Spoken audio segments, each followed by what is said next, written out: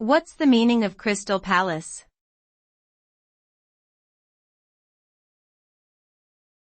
Crystal Palace.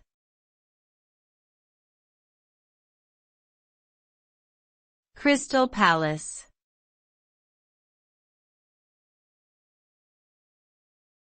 Crystal Palace.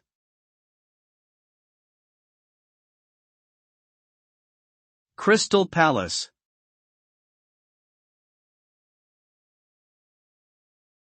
Crystal Palace has two main meanings.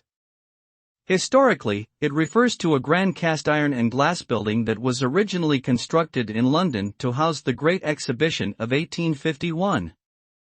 Today, Crystal Palace is also used to describe a football club based in South London. The team was founded in 1905 and currently plays in the Premier League.